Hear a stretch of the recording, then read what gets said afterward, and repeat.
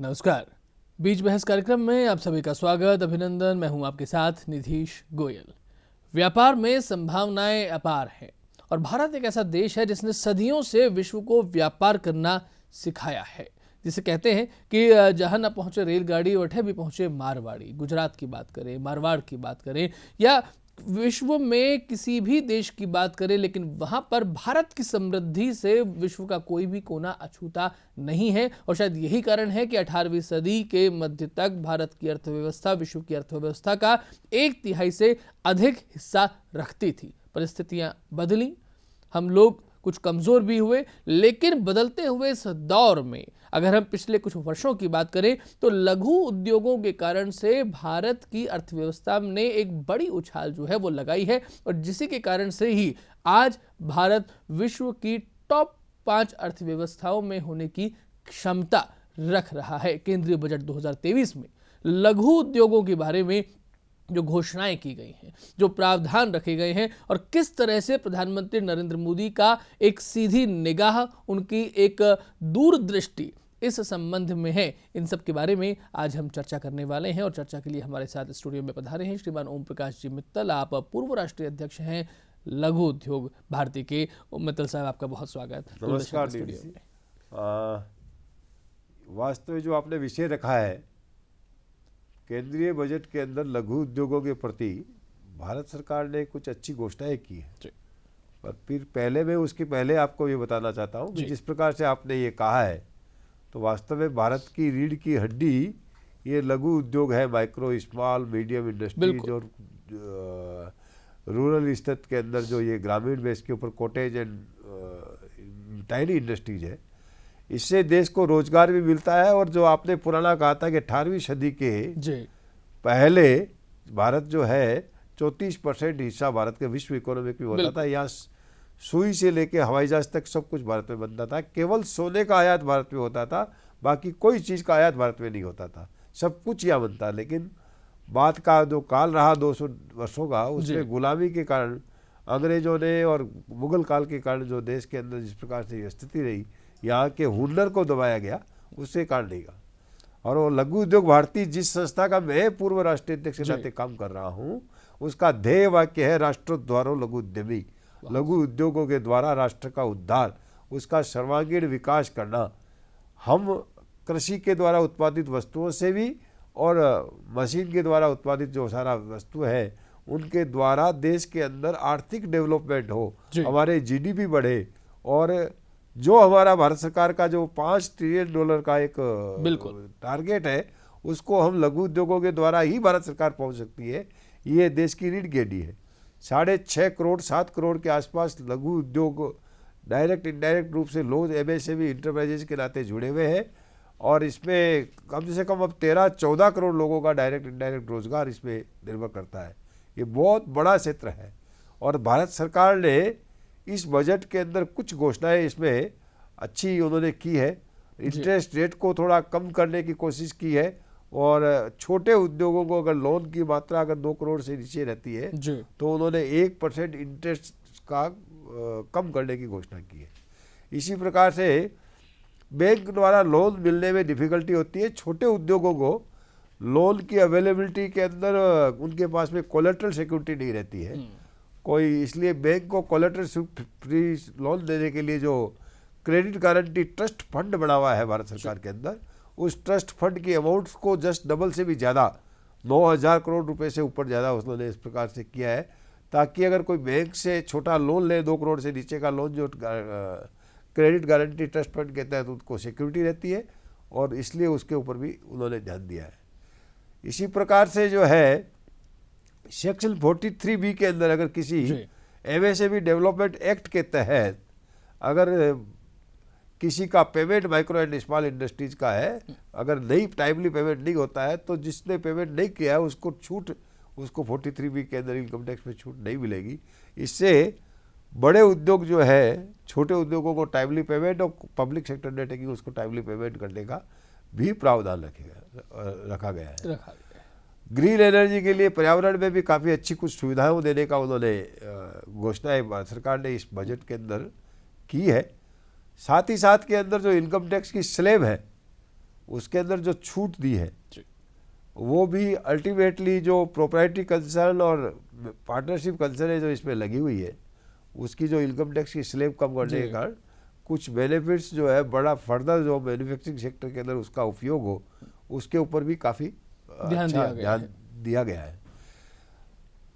एक साथ के अंदर जितना अपन इंफ्रास्ट्रक्चर के ऊपर जो भारत सरकार ने डेवलपमेंट के लिए लगाया है, अल्टीमेटली लघु उद्योगों का विकास जो है वो भी उसी के ऊपर निर्भर करता है कि जब देश के अंदर जितने इंफ्रास्ट्रक्चर और रेलवे कॉरिडोर है, हाईवेज की उपलब्धता है, पावर की उपलब्धता है।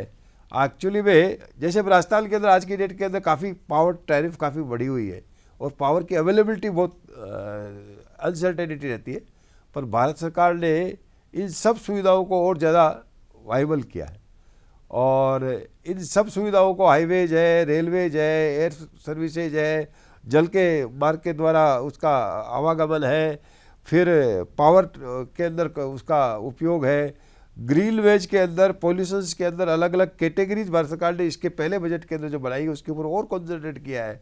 White category, green category, red category and yellow, उसका जो ये सब कैटेगराइज करके हमें काफ़ी इसकी सुविधाएं जो प्रदान की गई। कॉन्सेंट्रेशन निश्चित रूप से भारत सरकार का अभी जो है लघु उद्योगों का विकास की तरफ लगा हुआ। एग्जैक्टली, आपने बड़ी अच्छी बात की कि कंसंट्रेशन जो भारत सरकार का है वो किस जगह पर है, यानी कि जो अंत्योदय की बात की जाती है कि अंतिम व्यक्ति तक वो सुविधा पहुंचे और उसको खड़ा करने का अपने पैरों पर, ये भारतोत्थान का एक तरीके से एक प्रक्रिया है और उस प्रक्रिया में सहभागी हम और आप सभी हो रहे हैं। लघु उद्योग ये शब्द कई बार अभी तक चर्चा में उपयोग हुआ। ओम जी, लघु उद्योग जो है ये क्या है, कौन व्यक्ति लघु उद्योग कर सकता है, किस कैटेगरी में लघु उद्योग पर्टिकुलरली आते हैं? अगर हम सरल भाषा में एक सामान्य व्यक्ति को समझाना चाहे, जिससे कि उसे जो आज 7वीं 8वीं की सामाजिक ज्ञान की पुस्तक नहीं पढ़ रहा है लेकिन उसे समझ में आ जाए। लघु उद्योग जो है हमारे यहाँ जैसे लघु उद्योग भारती के अंदर हमने स्पेसिफाइड किया है लघु उद्योगों को, और भारत सरकार ने भी एक लघु उद्योगों की डेफिनेशन रख रही है। उसमें हम लोग ज़्यादातर ये मानते हैं कि जो घर में करने वाला कॉटेज इंडस्ट्री अपने यहाँ पुराने ज़माने के अंदर है, कुम्हार है, सुथार है, लुहार है, सुनार है, ये सब लोग जो है ये जितने निर्माण कार्य करते थे वो सब लघु उद्योगों की कैटेगरी में आते थे। बहुत। और उसी के द्वारा जो आप कह रहे थे कि आर्थिक विकास भारत के अंदर जो है 34% हिस्सा, पहले 1/3 से ज़्यादा 34% तक का हिस्सा विश्व इकोनॉमिक में था, तो आज हर घर के अंदर रोजगार की बात जो होती है, हर घर उस समय जो है हर गांव अपना इंडिपेंडेंट था। एग्जैक्टली। और हर गांव इंडिपेंडेंट था, हर गांव की पूर्ति, चाहे वो किसान को उसके औजार की पूर्ति हो, चाहे खाने पीने के मशीनों के अंदर उपयोग हो, चाहे खल का निर्माण करने के लिए जो अनाज उत्पादन करने के लिए आवश्यकता चीज थी, वो सब वहाँ के लुहार है, खाती है, सुधार है, ये सब प्रोवाइड करते थे। तो भारत एक अर्थव्यवस्था के अंदर अपने आप इंडिपेंडेंट था और इसीलिए ये सब लघु उद्योगों की श्रेणी में आता है।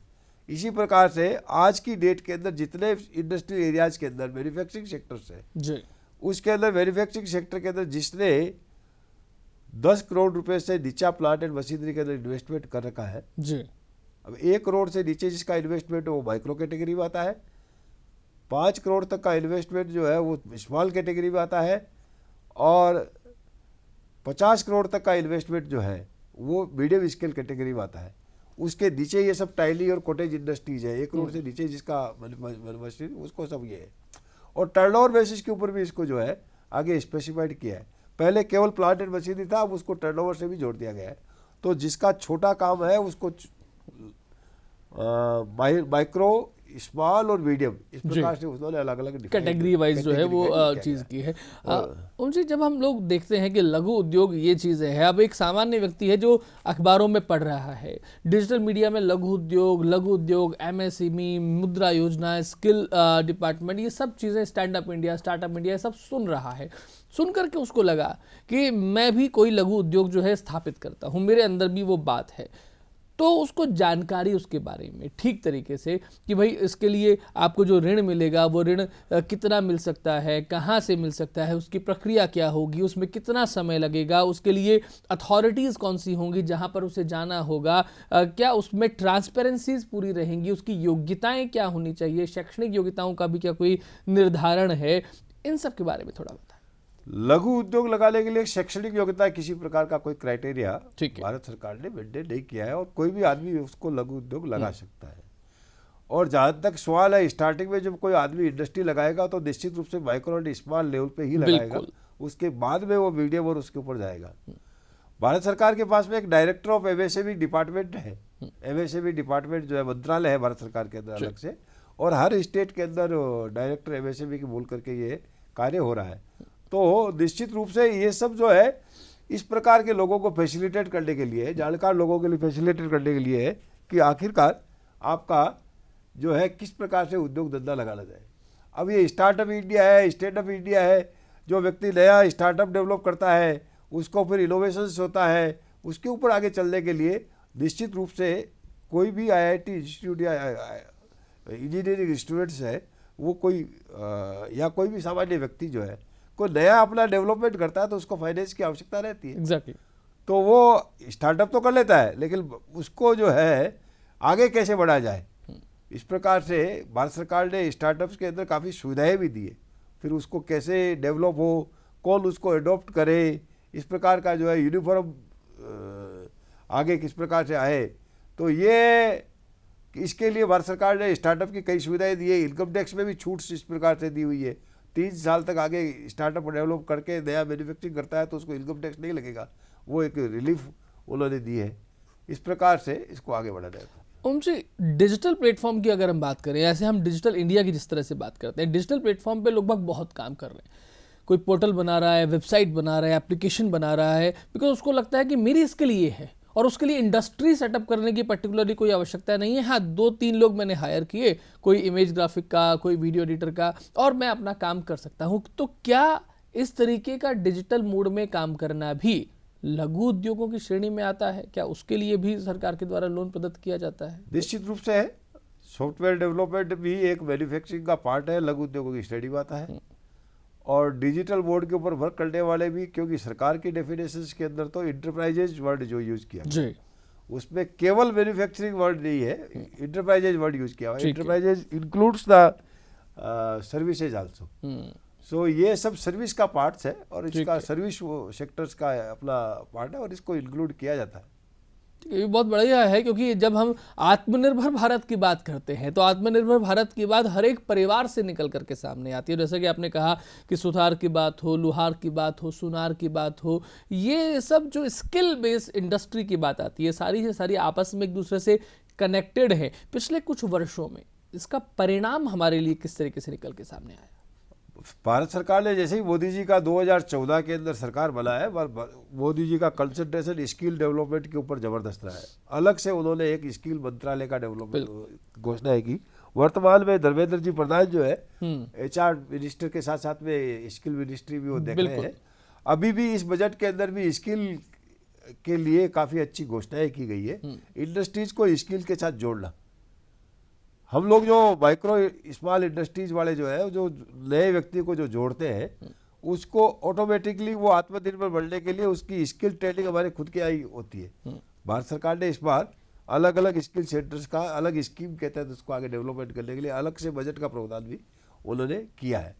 इसी प्रकार से स्किल इंडिया के तहत हम जब आत्मनिर्भर भारत की बात करते हैं, अब निश्चित रूप से मैं यह बताना चाहता हूँ सभी को कि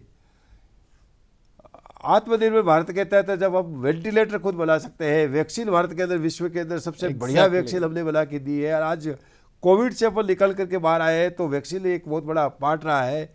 इंपोर्ट सब्स्टिट्यूट के रूप में छोटे छोटे औजार अपन बनाने के लिए भारत सरकार और प्रोत्साहन करती जा रही है, किस प्रकार से इंपोर्ट को कम किया जाए। और लघु उद्योग भारती के लोग तो अभी हम स्वावलंबी भारत के तहत और स्वरोजगार के तहत विभिन्न प्रकार के आयाम हम चला रहे हैं। आपने जिस प्रकार से मैंने पहले जिक्र किया था, कुमार, सुतार, लोहार गांव में रहते थे जी। अब हम अलग अलग एरिया भारत के अंदर लघु उद्योग भारती स्वावलंबी भारत के तहत 100 ऐसे बड़े सेंटर्स अलग अलग डिस्ट्रिक्ट, 100 डिस्ट्रिक्ट के अंदर 100 अलग अलग योजनाएं बनाएगी। तो लघु उद्योग भारती ने भी 100 स्वावलंबी भारत के तहत, एक उदाहरण मैं आपको राजस्थान का ही पाली का दूंगा जी। पाली के अंदर लघु उद्योग भारती और कुछ लोग मिलकर के वहाँ पे, चूंकि टेक्सटाइल का हब है, बिल्कुल, तो हमने अभी 2500 मशीनें ऐसे परिवारों को दी है, सिलाई मशीनें, जिसकी कीमत जो है 25-30 हज़ार से लेकर के 80,000 90,000 लाख रुपए तक की कीमत है। उनको हमने, किसी बैंक की आवश्यकता नहीं है, परिवार की अंदर जो रहने वाली महिलाएं हैं पाली के अंदर, उनको हम कपड़ा देते हैं और मशीन दिए इंस्टॉलमेंट बेसिस के ऊपर, और पूरी मशीन का पैसा फ्री ऑफ कॉस्ट मशीन देते हैं उनको, उसका पैसा वापस नहीं, मशीन देते हैं पर उसकी इंस्टॉलमेंट बेसिस के ऊपर उसका पेमेंट लेते हैं। कपड़ा हम देते हैं और कपड़े का वापस बना हुआ माल जो है उसके अंदर, जैसे रूबिया है, पेटीकोट का कपड़ा है, या कोई और सलवार सूट वगैरह का कपड़ा है, लेडीज़ को देते हैं, टेक्सटाइल मिलों से वो लेते हैं, उनको देते हैं, फिर वापस उनसे वो फिनिश्ड माल भी जो है उनसे वापस लेते हैं। आज की डेट के अंदर 4000 परिवार पाली के अंदर उस स्वरोजगार के तहत जुड़े हैं। डायरेक्ट रूप से हमने एक परिवार को मानते हैं तो 5-6 आदमियों का परिवार मानते हैं, तो देश के अंदर 20,000 आदमियों को हमने रोजगार के लायक बनाया है। और अब वो पिछले 3 सालों के अंदर इस प्रकार के हो गए, और फ्री, मतलब वो उसका एक तरह से कपड़ा देना, उसको वापस लेना, वो भी काम किया है। मशीन भी हमने दी है बिना पैसे, कुछ भी उनसे पैसा नहीं लिया, कोई एडवांस पैसा नहीं लिया, केवल उनसे यही कहा कि जो आप मंथली जो पैसा कमा रही है उसका 800 रुपये 700 रुपये इस प्रकार से एक इंस्टॉलमेंट मान करके उससे हमने रिपेमेंट लिया है। ऐसे ऐसे छोटे छोटे स्वरोजगार के केंद्र बना करके भारत में इस बेरोजगारी से दूर किया है। अब अननेसेसरी किसी प्रकार का वातावरण न बने, हर व्यक्ति के हाथ में काम हो, इस प्रकार का काम भारत सरकार के साथ साथ में लघु उद्योग भारती हमारा संगठन भी इस प्रकार का काम। बहुत सुंदर। और बेरोजगारी ये टर्म भारत में कभी रही भी नहीं थी, क्योंकि हर एक परिवार में अपना एक स्किल हमेशा से रहा है, आज से नहीं बल्कि हजारों वर्षों से रहा है। ओम जी, यहाँ पर थोड़ा हमारे दर्शकों को आप ये भी जानकारी दें, क्योंकि जब हम सिलाई मशीन की बात करते हैं, छोटे छोटे ऐसे उद्योगों की बात करते हैं जिसके बारे में हम जानते हैं, जो बहुत प्रसिद्ध है, लेकिन उसके अलावा आज जो प्लास्टिक की बोतल्स का उपयोग किया जा रहा है, जो इतना कचरा हो गया है, उस कचरे का रिसाइकिल करके उसका ट्रीटमेंट करना, तो ऐसी बहुत सारी और स्किल हो सकती है जो किसी व्यक्ति के दिमाग में नहीं हो, उसके जहन में नहीं हो, लेकिन उसके बारे में ट्रेनिंग दे करके उसे ये पता लगे कि भाई ये भी काम करने लायक है, ये भी किया जा सकता है, इसमें संभावनाएं अधिक है। काफ़ी बातें हैं। ये स्टार्टअप के लिए आपने जो पहले चलाया, नए नए स्टार्टअप जो युवा डेवलप कर रहे हैं, इंजीनियर्स अपने युवा उद्यमी जो आ रहे हैं उसको जो डेवलप कर रहे हैं, उनके तहत हमें ये इस प्रकार की सफाई के लिए अलग अलग स्टार्टअप हो रहा है। जितने वेस्ट मटेरियल है, चाहे वो प्लास्टिक वेस्ट हो, चाहे पेपर वेस्ट हो, चाहे आयरन वेस्ट हो, ये जितने भी वेस्ट मटेरियल का उपयोग है उसको हम कैसे रिसाइकलिंग करें। देश भर के अंदर 1 लाख से ज़्यादा रिसाइकलिंग प्लांट लगे हुए हैं। हर जगह ये प्लास्टिक वेस्ट का जो है उपयोग होता है। हमने भारत सरकार से ये कहा है कि जीएसटी के अंदर थोड़ा उनको आघात लगा कि जीएसटी आते ही नया प्लांट और पुराना प्लांट सब बराबर हो गया, तो हमने उनसे कहा है कि जो रिसाइकलिंग करता है, ओल्ड यूज मटेरियल करता है, उसको जीएसटी में कुछ छूट दी जाए। लघु उद्योग भारती के कईयों को हमने किया भी है, टैक्स रेट को भी कम कराया है।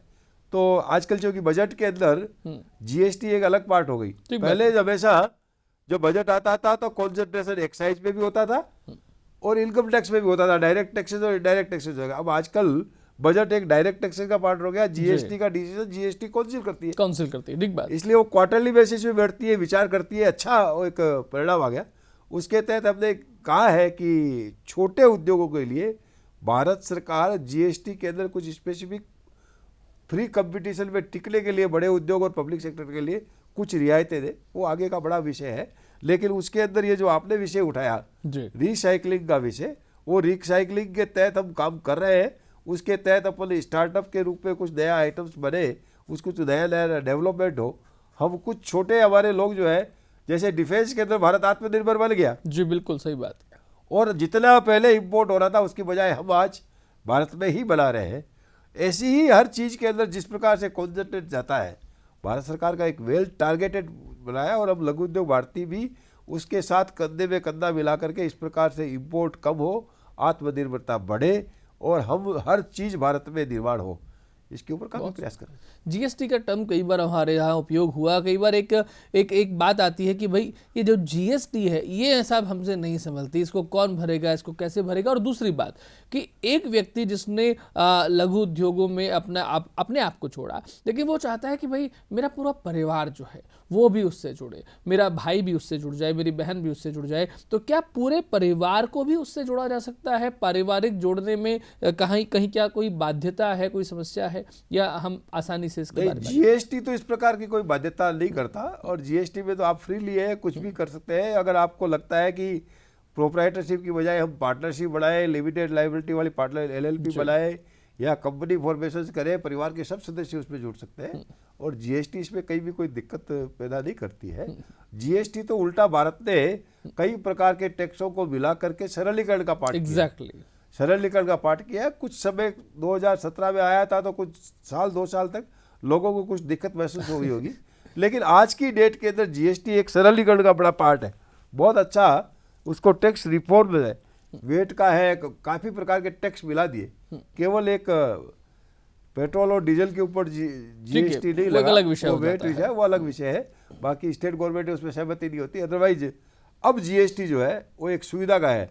वो जो पहले राहुल गांधी जिस प्रकार से बोलते थे कि गब्बर सिंह की टैक्स में बहुत सरलीकरण है, लोग बहुत इकोनॉमिकली डेवलप हो रहे हैं, और धीरे धीरे लघु उद्योग भारती के द्वारा भी, राज्य संगठनों द्वारा अगर कोई इस प्रकार की कमी रही है तो भारत सरकार के पास पहुंचने के बाद में वो कमी दूर हो रही है, ऐसा कोई विषय। चलिए, आपने अभी राज्य सरकार एक चूंकि बात की, तो थोड़ा सा कार्यक्रम के अंतिम भाग में हम केंद्र सरकार और राज्य सरकार दोनों को जोड़ करके भी किस तरीके से परिणाम जो हमारे सामने आ रहे हैं उसके बारे में भी चर्चा कर लेते हैं। निश्चित रूप से जहाँ डबल इंजन की सरकार जो बोलते हैं जी, अगर वो रहती है तो वेब में दोनों का मिला रहता है, दोनों का एटीट्यूड और दोनों का मामला बड़ा रहता है। अदरवाइज केंद्र सरकार कोई घोषणाएं करती है, उसका पालन जो है स्टेट गवर्नमेंट जानबूझ के लिए करती है, तो उसको उल्टा डेवलपमेंट के अंदर तकलीफ आती है। अदरवाइज तो अपना सिस्टम। राजस्थान में आपने क्या देखा?